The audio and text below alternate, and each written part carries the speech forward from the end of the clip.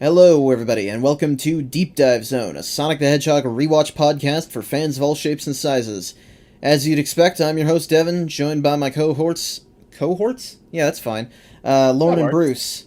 You guys, we watched the 1997 direct-to-video Sonic anime movie. We sure did. Damn right we did. It's, well, let's hear what you guys think of it. I've seen this before, and I already knew I liked it. And yeah, it's quite good. Yeah, I'd say it's pretty good. Nothing like extremely outstanding, but it's definitely what I would expect a Sonic movie to be. So yeah. Yeah, it's not mind blowing, but for a Sonic OVA, OVAs in the anime world are known to not always have the most mind blowing anything. They tend to be pretty scattershot in terms of quality. Yeah. Usually it's an excuse for, at least for modern OVAs or ONAs now, because I think they're mostly released online. For modern OVAs, it's usually just an excuse for a for a regular series that's been airing on TV to show boobs, like show nude boobs. Yeah.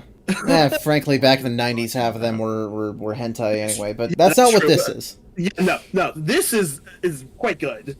Yeah, this movie, it's nothing particularly paradigm shifting, but it encapsulates the spirit of fun in classic Sonic very, very well. I would say so, yeah.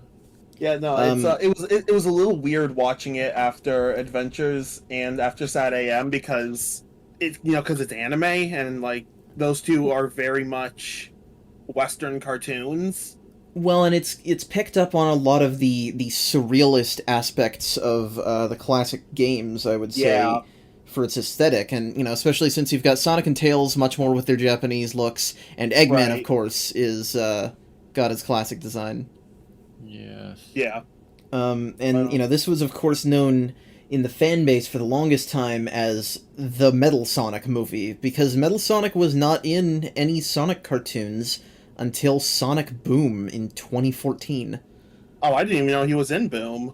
Interesting. Yeah, but so in this movie, Sonic and Tails are basically called to investigate a disturbance, basically, in Eggman's, city that he lives in, that turns out to have just been a trap by Eggman all along to basically capture Sonic and use his data to make Metal Sonic, who they then fight, and who then sets the world on track for, like, global devastation by volcanoes.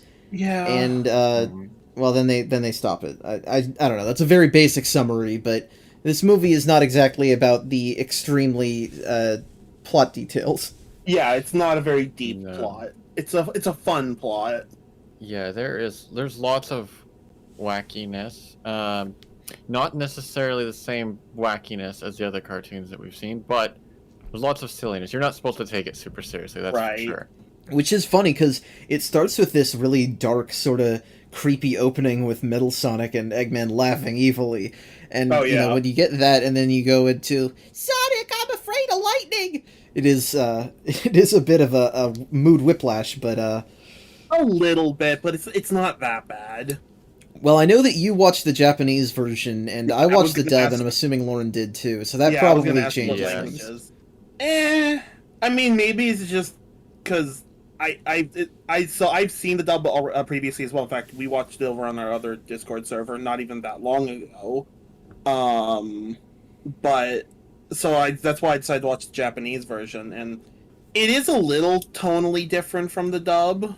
I don't think it's that much difference. I think that for a 90s anime dub, it could have been a lot worse. Oh god, yes. The dub could be way worse than it is. It's mostly that everyone is kind of overacting, I would say. Sonic and Knuckles, they seem to yell most of their lines. Tails has a stuffed up nose. And there's a couple of these points where this is something that you would see in, like, the Funimation version of Dragon Ball Z back in the day, where characters will end a sentence and immediately start the next sentence without pausing. So you mean like the English voiceover for the adventure games? Adventure 2, yes. Adventure 1, not as much. I really meant Adventure 2. Yeah. So yeah, we get the opening with Metal Sonic, and then we We get to see Sonic and Tails just kind of hanging out at the beach.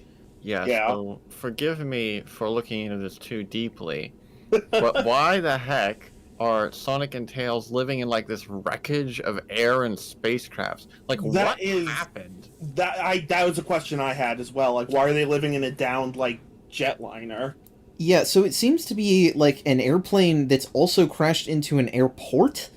Something And it's like also that? on top of a flying island. Well, the flying island Well, I guess the whole land of the sky. sky in the movie is on top of floating Yeah. islands, but Right, which they sort of talk about later. They do explain it. Yeah, the setting is a new setting, which is kind of interesting. I don't really know what Mobius is like. It seems pretty Earth-like with some weird locations here and there. But in this one now, we've got full fantasy world. and it's You also know called what, Planet Freedom. That was Right. that was that's interesting. Makes sense. I was half expecting Mobius because I didn't remember if the dub called it Mobius or not. Well, here's the weird thing. This is jumping ahead a bit, but when they talk about going to Eggman's home city, in the dub they call it Robotropolis, which you'd think that they would then change the planet name to Planet Mobius as well. In the Right. Japanese version, it's called Eggman Land. That's You know, true. which of course is a recurring thing in the games. You know, So, which I would say that implies that Sega was more involved with something like this than they were with the old cartoons. I would assume so. I mean, the old cartoons. I'm willing to say I don't think Sega had much to do with them. That is to say, Sega of Japan. But yeah, It's- but even Sega with of this one, there's America, still weird uh, inconsistencies. It's clear though that Sega was probably a lot more involved with the production of this than. It's not completely the same, but after seeing the way Sonic was portrayed in animation in Sonic CD, I think it's decently close to that. So it seems in line enough to me. It is certainly. very similar to CD's opening. Yeah, it's not the exact same design, but it's pretty close, and they have a lot of the same movements where it's a lot of Sonic, you know, just blitzing through these big nature areas that are really nicely crafted. I really love the background design in this movie, even if the character animation is not extremely fluid. It is very gestural, though. So we get Tails, who is finally an inventor for the first time in any of these cartoons. I love mostly, it. The fact barring that we get barring some engineered parts. Tails. And he invented an automatic like bodyboard so that he can surf around, and he loses control of it, and you know, almost gets killed because Old Man shows up.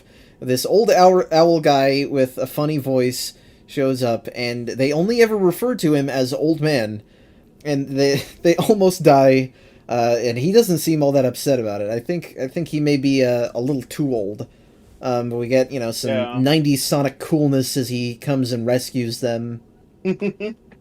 At first, Sonic seemed to be like, like really not caring about anything, pretty lazy, but that he kind of shakes that off after the initial opening introduction. Yeah, I mean, that's where the whole shut up Tails things comes in, is, you know, he's kind of like, whatever, even his Tails is kind of in danger, and then he realizes, oh shoot, and he's like, gotta go. Right. It kind of reminded me of the Chaos Emerald episodes of Adventures. Yeah, actually. Oh yeah, that's true. It is kind of like that. I think we'll see a little bit more of that in Sonic X as well. Oh, okay, interesting. So they gotta visit the President. So this is the first the President to appear in Sonic, which there'll be two more. And well, actually, they go to visit him, but Robotnik's sitting in the chair, which is a good little moment. He's like, "Hello, Sonic," and they're like, "Ah, this guy." So Eggman and this, to draw more parallels to animations in the games, reminds me of the Man of the Year animation. In that how he is so like all over the place. Yeah, he's very animated. Yes. Which is kind of a stupid way of putting that, being he's literally animated, but He's expressive. yeah, he's very expressive. That's better than just saying he's very animated. Well, and that's one of the kids, because this is, to my knowledge at least, the only classic Sonic media, other than maybe some obscure art, that they drew his glasses wrong. This is the only classic Sonic media to get his sunglasses right, but also show his eyes behind them sometimes. That I'd forgotten about that. That was, it really helps with his expressiveness. Yeah, he gives off like a little bit of like a Master Roshi vibe. It's very weird. A little bit, yeah. Well, especially he seems to be a bit of a lech like Roshi as well. So we meet the president, who's like just kind of a dude who's a little bit fluffy. He's not quite an animal character, but not quite a human. And that follows through to his daughter, Sarah, who is the girl in this film, who is also a princess. I don't think that's quite how presidency works. I don't know if that guy was meant to actually be the king. It's an elective monarchy. Yeah, that works. Which is an actual thing, I would like to point out. All right, but she has like a cat tail, and she has a bow that evokes the impression of cat ears, but she does not have cat ears. So my headcanon has always been that she is a Saiyan. You know what? I like that headcanon. Yeah. I don't really mind Sarah and her dad. Her dad doesn't really do much of anything. She shows up way more. But at the same time, they're kind of random inclusions. I don't understand what they're doing here. They don't really fit, in my opinion. It's the anime cat girl quota and the large man quota. Eggman's already a large man. Eggman would fill that already. Larger man. I don't know. I'm trying to apply anime tropes to this for some reason. But there was a crab meat that randomly crawled by on the beach that we skipped past, but I have to mention it because it's kind of just jumps in for a second and leaves. I think it's cute. Well, Sonic uses him to wake up the old man. Oh yeah, he picks him up and he pinches him, doesn't he? He picks him up, moves him slightly so he'll hit the old man's foot, and he. I didn't even notice that. I thought it just crawled over. I'm surprised that I noticed it, to be honest. I think I noticed it because I've been reading the comics. So we learn that in Robotropolis, or Eggman Land, whichever you want to call it, Eggbotnik Man was, living as the king of the castle or whatever, and he was dethroned by a new adversary who is called Metal Robotnik in the dub, and who is called Black Eggman in the Japanese version, and that one I can see why they changed. Black Eggman, so that's what Sonic Roboblast 2 took it from. I didn't know that. They could have just swapped the words so it's Eggman Black instead, first of all. Because Black Eggman just seems a bit, Or just Metal Eggman, as I thought it would have been. Yeah, Metal Eggman works as well. Well, I was going to make a Dragon Ball Super joke, but now that you say Metal Eggman, that just makes me want to make a Xenoblade Chronicles joke, because Metal Face in that game, in the Japanese version, was called Blackface, which, oops. Wait, what? Really? Yeah, all the face units are named after colors in that game. Black, green, silver, brown, and gold. Huh. Yeah, anyway, that doesn't matter. So Eggman was apparently dethroned by this other robot Eggman, which, that's a thing that they should suspect him for, but whatever, it's a cartoon. And Sonic and Tails have to go to Robotropolis, Eggman Land, to defeat him. And, he's got a generator, or he's like shut down the power. I don't remember what specifically it is, but whatever it is, it's threatening the planet. He's going to overload the robot generator with something that's powerful enough to destroy the entire planet. Which, that's right. Why would Robotnik Eggman have the ability to make something that can potentially destroy the planet? And also, why would he make it? I can see him making such a thing. Oh, I guess that'll lead into something I want to talk about later, but we can get into that when we get to it. But the fact is, it's a lie, and a lot of the bits of the lie are obviously illogical. Right. Sonic actually can see it, which I kind of was surprised by, but no one else does. Or at least he goes along with it anyway. There's a risk, so they have to go along with it. Right. Yeah. And I do find it funny that I kind of forgot what the plot was here, but I did have the note that as Eggman explains the plot, everybody else falls asleep and stops paying attention to him. Yeah, I like that. That was funny. That was pretty good. Although, I have to question, so he, pops the globe in his hand like a balloon, but then it's still there after he pops it, so what did he do? The gags in this movie get weird. They do get weird. They do get kind of weird. I mean, it makes sense. It not make sense, but it kind of fits because the entire movie's a little wacky. Yeah. And so I neglected to mention a bit. Technically, this room is full of Eggman's robots. This scene in the president's office, and so he's technically taking the president and Sarah hostage to make Sonic and Tails do this. But what it essentially means is that Eggman and Sarah, for a huge portion of this movie, are just kind of hanging out as Sonic and Tails are going on this mission.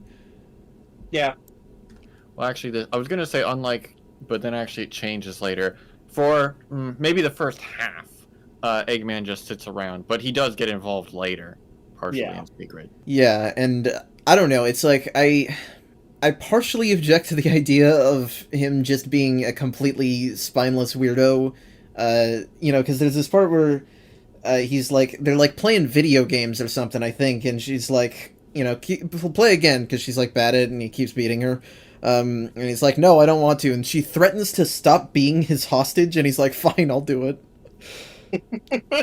It's just the trope where they say it so demandingly is that the villain backs down, even though like it's an empty threat. They couldn't actually do anything. Yeah. She'll make a great President King. Anyway, so Sonic and Tails set out. They actually call the plane the Tornado in this movie, which I don't know if they've done up to this point in anything released in English. Do they also call the tornado in Japanese? I don't remember.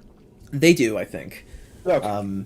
But I'm just remembering that, like, in the Archie comics, they called the plane, like, Wings of Victory or something like that when they go off searching for Nagas. Alright. It's weird. But we get more scenes of Sonic and Tails kind of running through levels, so to speak. It really is a little bit like watching somebody play the games for some of it, but in nice animation. Right. Yeah. So they do run through a few zones, but if I'm not jumping ahead too quickly, then suddenly they show up in like what Tails calls these ancient relics, which are like some sort of post-apocalyptic city or something. It's Yeah. weird. It kind of almost looks like New York. Yeah, they take a warp zone. They call it a warp zone, which that's a Mario thing, but whatever. To what appears to be destroyed New York. And I don't know what's up with that. This is a part, this is going to be a recurring thing in 90s Sonic material, which is that Sonic lives on post-apocalyptic Earth. But in this movie, it's just kind of out of nowhere, and it doesn't really come with any sort of explanation. They don't call it Old Megaopolis or anything, but yeah, it's it's cool looking, and this is maybe it's the part right before this, but the soundtrack to this movie kicks ass. Oh yes, I love the music. It's like super like Saturn-y PS1 era music. So yeah, ancient relics, which I think of a relic as an object, not a place. I don't know if that's actually correct. Oh, that's interesting. In Japanese, they call it ancient ruins. Oh, well, dub guys, you fucked up. Mm-hmm. It's that standard fare for 90s dubs, to be fair. Again, could be a lot worse. Oh yeah, it could be way, way worse. Speaking of worse, they get attacked and have to fight against Metal Robotnik. Yeah. Right. There are lots of little side antics that are just a joy in this movie, but there's this great bit where Sonic is defiantly standing up to Metal. I'll just call them Metal Eggman. And they're like pointing and being all cool, and as they're doing that, Tails is mimicking them, but they're like not doing it perfectly. They're like messing up some of the poses. It's funny. Yeah, and that does bring us to the scene that fans have been speculating about censorship for a long time, where Sonic puts his finger up and shows it at Robotnik, which makes it look like he's given him the middle finger, but he's not. It's his index finger. Right. It's just it's one of those rumors, 90s anime. I still think it originates from, I believe the English dub of Bio Broly changed so Kid Trunks wasn't flipping Bio Broly off. And you think that change just leaked into discussion of this movie? Oh, so I think it leaked into it because there's that scene of Sonic with his index finger up, and people. Okay. Now hold on a second. Here's the thing that I'm thinking though. Didn't Bio Broly come out later in the United States in 1999? Damn it, Wikipedia doesn't say. While the US release of the Sonic OVA predates Bio Broly by 6 years, even if it didn't, we would actually both still be wrong here. The controversy generated by Trunks' middle finger being censored in Bio Broly is a contemporary topic, as recent as 2018, and it was only relevant because the animation studio themselves changed their own digital release of the film rather than localization covering it up like usual. Well, whatever, it doesn't matter. The point is, a lot of people for a long time would say Right. things about this movie being originally, you know, more hardcore or whatever in the Japanese version and being censored for the Americans. And I don't think most of it is true. I'm not sure if anything got censored. I know for a fact, though, that this was not censored. Because people say, Right. oh, they changed it to his English? They changed it to his index finger in the English version. But no, it's the same finger, it's the same footage in both versions, and it's not his middle finger for certain. Right. And it also might be that, you know, when this came out on VHS tapes, it was a lot harder to see. Yeah, they got major issues with VHS artifacting. Anyway, that was far off topic. Robotnik, sorry, Metal Robotnik. Although I don't know at what point we learned that it's being it's just a robot that Robotnik is piloting. After they defeat them. Yeah, it's right after they defeat it, which Alright, is which is coming up. There's a part where he throws Sonic and Tails in the water, or like maybe it's the part where they pretend to fall into the water, and he says, "Oh, neither of them can swim, but Tails can swim. You bitches! You didn't play the games." Tails couldn't swim in Sonic 2, though, could they? Yeah, but he also couldn't fly if you were playing as him in 2.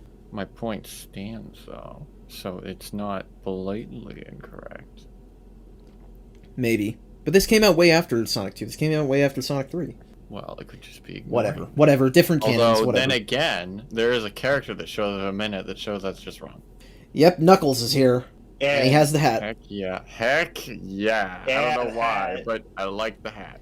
The hat pretty is rad. one of the weirder things about not this movie. In this movie, it's just a hat, but the hat's place in the franchise with Knuckles is very weird because there are characters that have it and that it becomes a plot relevant thing in the comics, but then disappears. And like there are jokes about it in some of the later comics. And, like, Knuckles never quite fully gets it. He only really has it for this movie, but then they also put it in, like, some of the mobile games. And it's a really weird thing that just, there's this hat that occasionally appears with Knuckles, but doesn't have a huge explanation. It's just his treasure hunting hat. When he's treasure hunting, he wears the hat.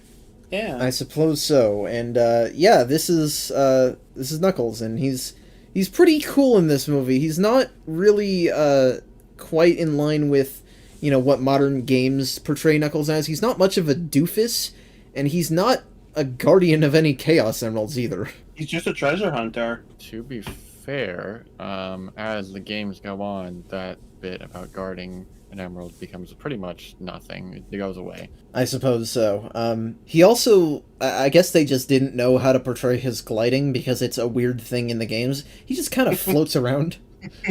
Yeah, I saw that, and that bugged me, because when he's moving, okay, you animate it weirdly, but sometimes he just sits in place, like hovering, Yeah. and I'm like, what? Yeah, and I mean, you know, that might be that, you know, because in the American... No, actually, I'm wrong. I was going to say, maybe the Japanese and Americans were just not given the information that Knuckles fans out his dreads to float, but then I remember, that is a thing in the comics. They do say that, which means that the Japanese side of things had to have known it. I don't know. They just didn't know how to make it look right, I think. Well, yeah, because he's usually portrays like, you know, having his arms out with his dreads fanned out. So that could have worked fine, but I think also for some of the scenes, like where Knuckles grabs Sonic, it may not have looked as good as they wanted. I don't know. I don't know. It's whatever. Yeah. He gets Sonic and Tails unstuck from like the chain link fence, I think, and he helps them beat the crap out of Metal Robotnik while we learn that Robotnik and Sarah even are inside of Metal Eggman. Yeah, if you look very carefully, it is shown in advance to you, because when Sarah's like, I want to go out or something, Yeah. and they go into, and you see them entering the robot, but you can only see its chest, so if you recognize that that's the same design, then you you can know that in advance. But yeah. Yeah. So they... It's funny that that's revealed to the audience. I don't think that Sonic and Tails and Knuckles ever actually learn it in this part. They don't learn it till later. Not in this part, no. Yeah. It's just to Yeah. make sure that we know it, I guess. Well, and speaking of things that people should... Things that are different than whether people should know them, that's a really horribly phrased sentence. My point is, why does Knuckles know that the robot generator is going to explode? Well, Because he was not at that mission briefing, and I don't assume that he's... I guess he is more tech literate in this movie, because he is, like, doing mechanics on one of the planes later. Well, I mean, they could have filled him in at one point off screen when they're jumping towards Eggman Land. But Maybe mid-fight, yeah. Didn't he already know about it, though, when he first saved them?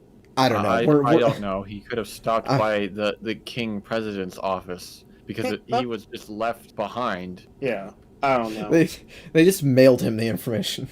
Send him a fax. He just knows, don't you know? He can feel it in his dreads. Yeah. I can feel it in my feet, the great emerald whose power allows me to feel. I didn't remember the lines, but that was what I was trying to reference. Good job. Yeah, okay. So yeah, they go into Robotropolis to turn off the machine. And there's a big conveyor belt for Sonic to run on, but it turns out the whole thing was just a trap to put Sonic in the green jello and steal his brain data.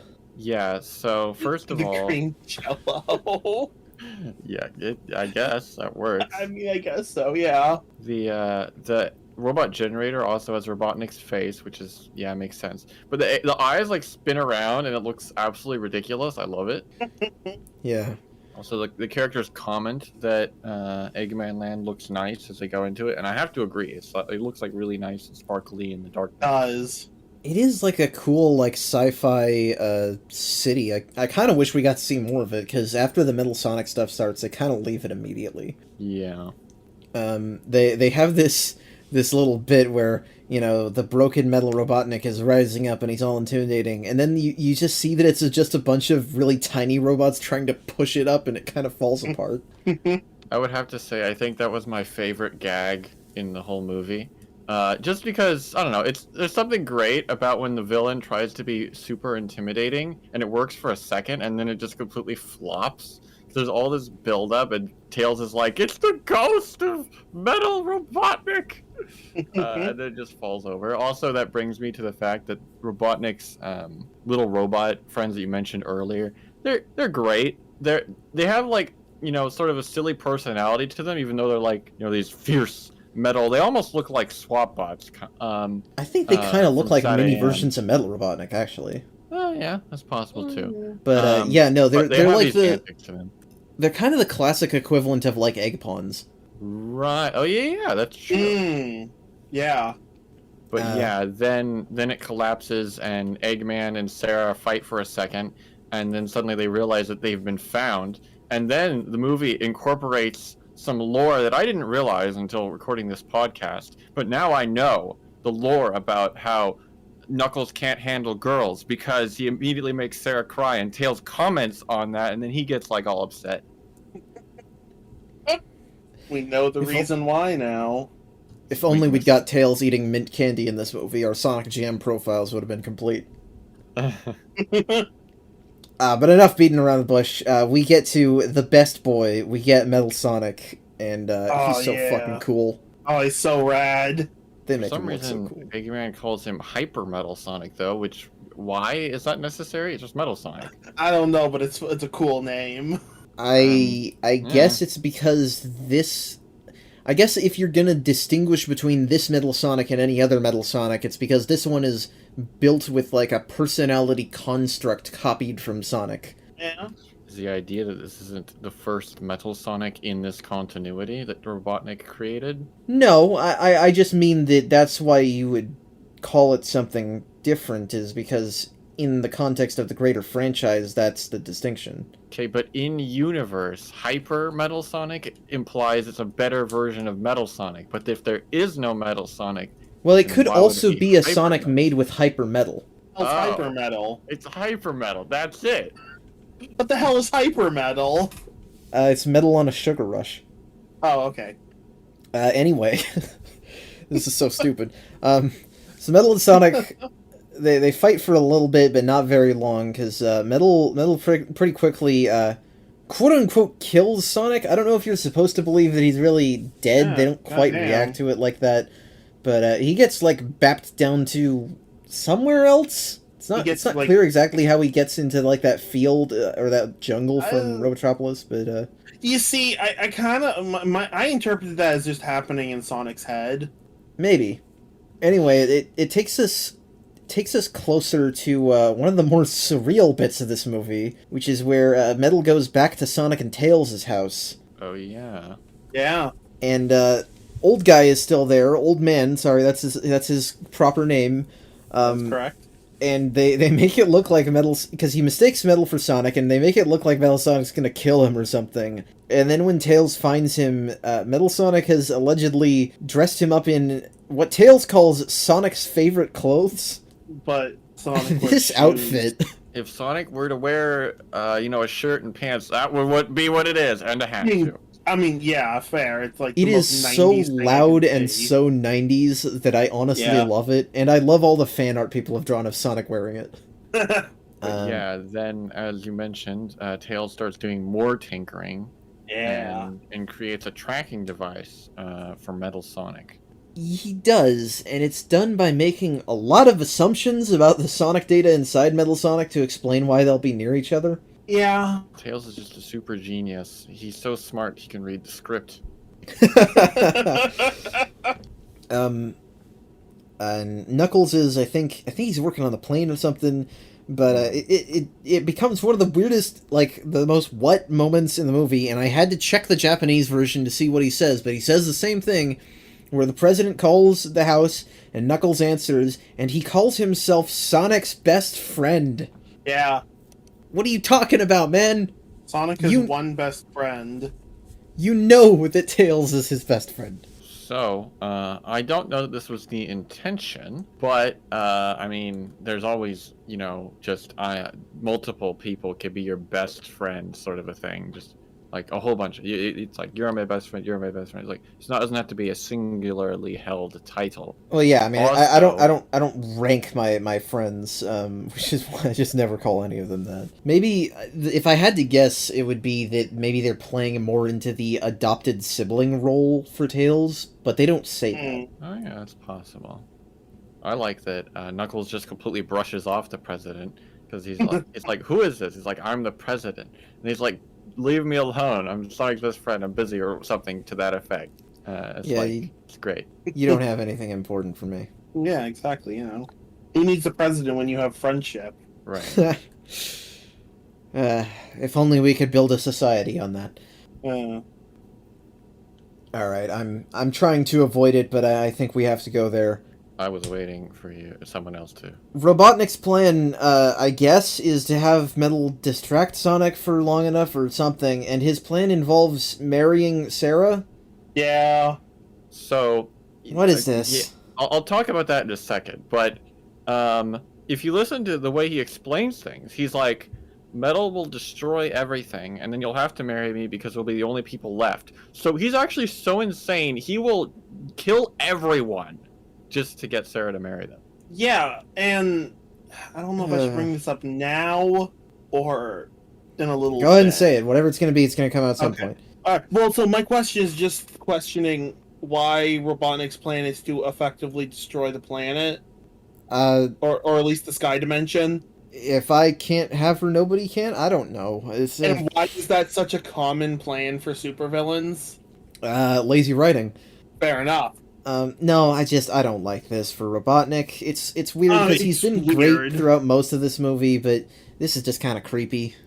It is. It's weird. It doesn't feel right for the way he's been characterized for most of the movie and for other Robotniks as well. Actually, I could completely see this as a plot of Adventures of Sonic the Hedgehog Robotnik.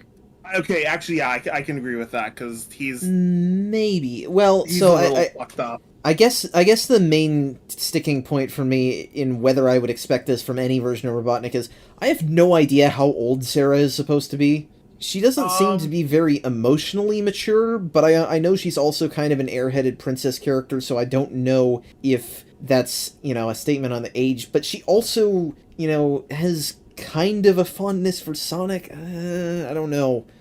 Yeah. Because, she's just anime girl, so, it could be anywhere from 16 to 40, I don't know. Can we just say 18 so it's a little less weird? I would like her to be over the age of 18. Like, at least 18, and just, like... But also, this we is just- anime, so, there's some fucked up stuff. Yes, but I want to believe. I want to believe as well, but I'm also not naive. Anyway, let's get off this, but, yeah, no, We're gonna have to go back to it.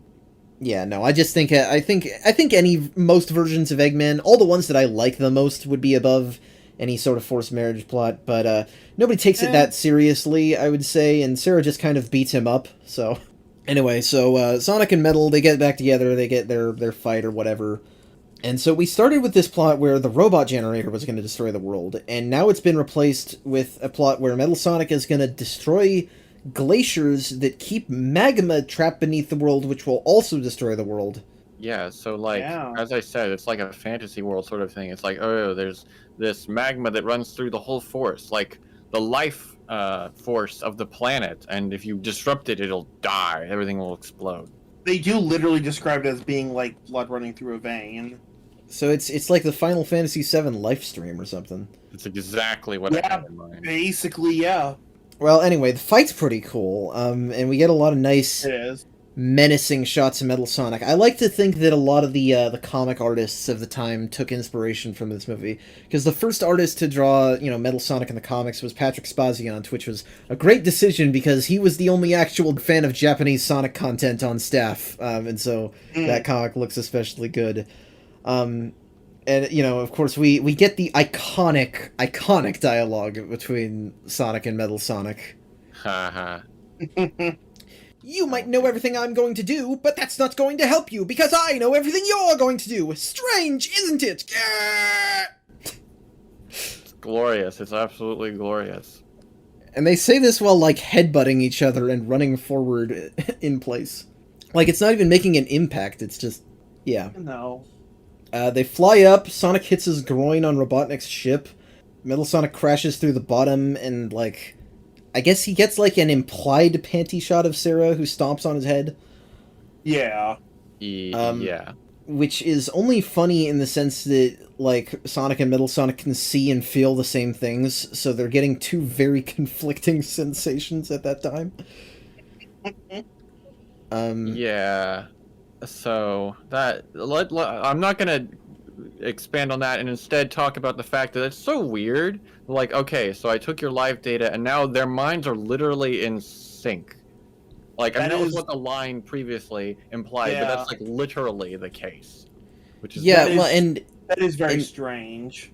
And if they do that, it's well, why are they fighting then? Knuckles' hat gets set on fire in this point. No. Not the hat. My hat's on fire! Very weird vocal choice for Knuckles in the dub. He has I guess it lines up okay with, Brian Drummond as Knuckles in Underground, but, Yeah, that's true. I'm just more used to him having a gruff voice. There's this surprise moment of awesome and when Tails is like, I'm going to use the tracker as a disruptor because he's just the kind of genius that can create any sort of gadget in 2 seconds. But then Eggman just shoots the device out of Tails' hands from long distance. Is like, nope, you're not gonna do that. And I'm like, wow, Yeah. I didn't realize he was such a good shot. Especially since he's prone to missing a lot in the games. Right. Yeah, but so their strategy for beating Metal Sonic is to basically Tails, he pours more of Sonic's brain into Metal, I guess, to overload him so that Sonic can beat him. That's such a strange way of putting that. He gives him brain hurt juice. Ooh, my favorite juice.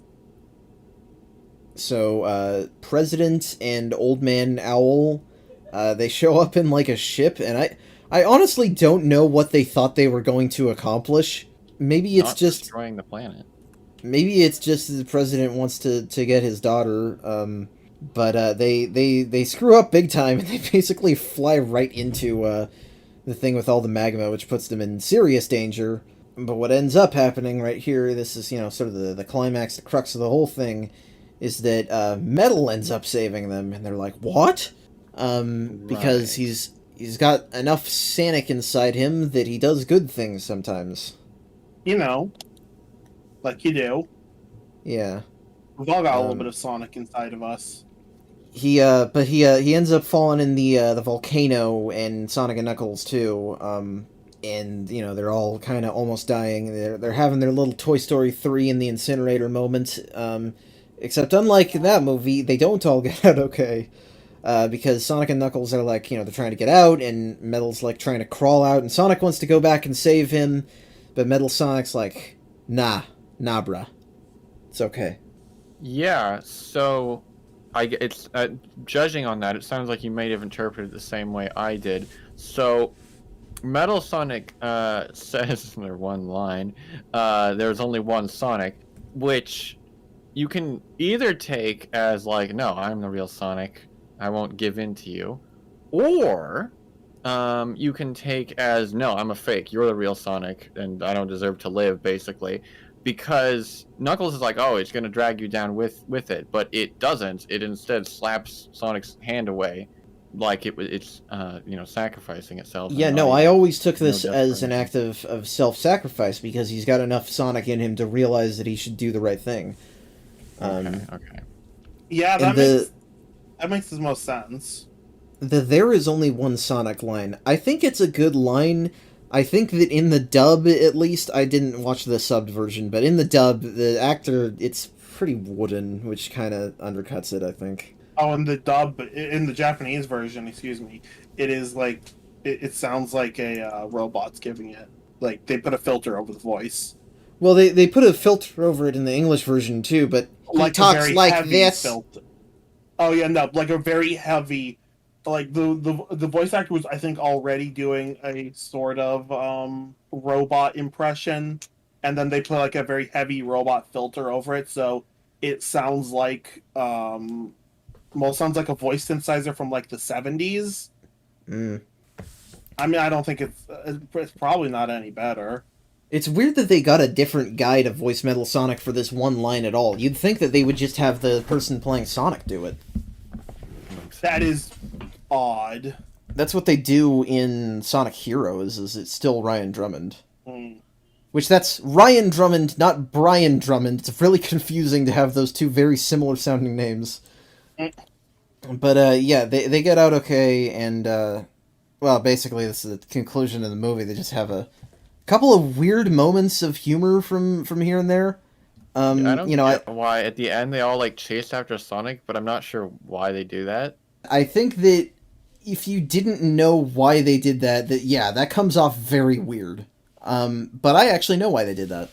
It's because this is not a movie. Yeah. This is a 2-episode unaired pilot for a potential Sonic TV show. Wait, really? Really? Yes, they wanted to make more stuff in this continuity, but they just didn't. They didn't get a chance to, I guess. That's actually not thinking about it now. That doesn't surprise me because that's how a lot of OVAs work. They were Yeah. technically done as pilots, and Interesting. sometimes they get picked up. Most of the time, they don't.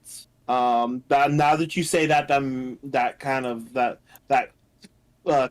clicks in my head. It's like, okay, yeah, that makes sense. Yeah, so knowing that that was meant to be the end of episode 2, or I guess the end of a pilot, it makes a little bit more sense. It's still Yeah. weird. It is odd. But after that, we get the credits, and we get to listen to Look Alike, the main theme, which is... I don't know if it's sung by the same woman as You Can Do Anything or Cosmic Eternity. I don't think it is, but it gives off the same feel as those songs. But yeah, nice little... It's like 50 minutes long, I think, so not even an hour. Yeah. And It's then worth watching. Right. it's fun. It's a briskly paced little doesn't get boring thing. Mhm. What I want to ask you guys is, if this continuity had become a TV show, or rather, would you have wanted this to become a full show along the lines of Sat AM or something? Hmm.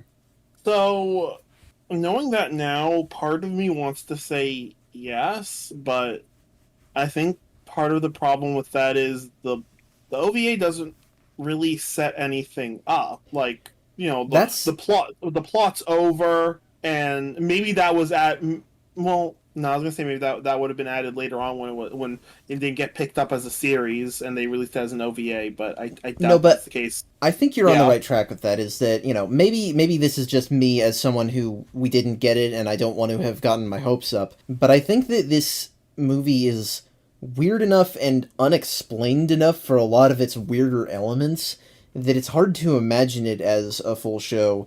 Because if they yeah, released, the first couple episodes of Sat AM like this, you quite clearly understand what the premise is. Maybe right. the opening helps that, but So what with I this, it's find like, with this OVA is that it's very well self-contained. It doesn't really need another 15 episodes to go into any more detail. Because to be fair, the show probably would have been more like I feel like it would have been less like or almost like a combination of Sat AM and Adventures.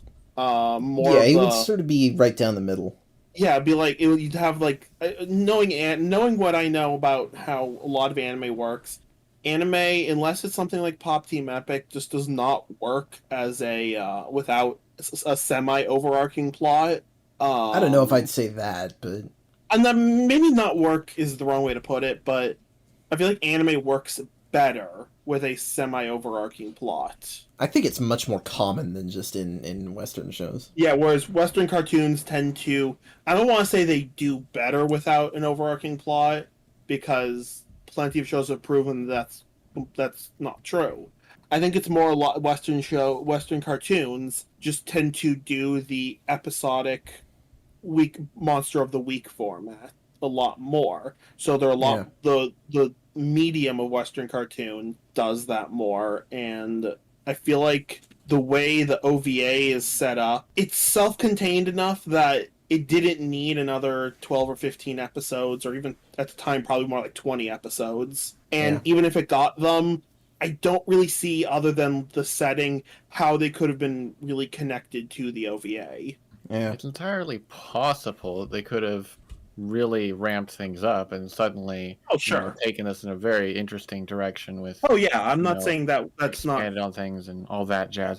But sure. I think it's improbable, and so yeah, mostly I agree with you that I don't think it would have been very necessary, and I wouldn't have wanted to go through another Sonic show for this podcast. I've had enough of them. Although we're going to do another one in a minute here, but I've already watched through it, so. Yeah, Yeah. no, it's like I can agree with that. Just the idea of another Sonic show. Which, to be fair, we do have one more after Underground, but that's not coming up for a while. Yeah, there's a We have break. 3, potentially 4 after Underground, actually. Oh, that's okay. There's 2 more I can think of, but we don't need to get into that. Sonic X, Sonic Boom, Sonic Prime, and the unnamed Knuckles show. The unnamed Knuckles show, that from what I've read, is going to be more around Sonic anyway. Oh, I don't know.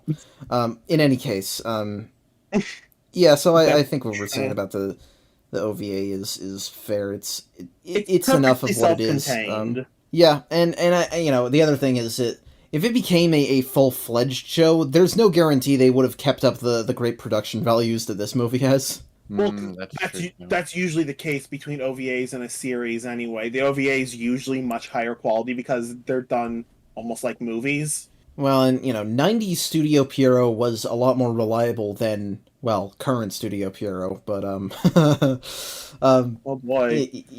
I'm thinking about how static most of these, because again, over the last few months I watched through all of Naruto, and boy, a lot of that stuff is static images just kind of bouncing around the screen.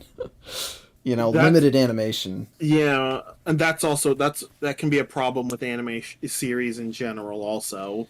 Yeah, and Sonic X is like that only fared a little bit better, so yeah, but good time. I would offer a solid recommendation of the Sonic anime movie. 100% on me as well. Yeah, it's definitely fun. And it's just on YouTube.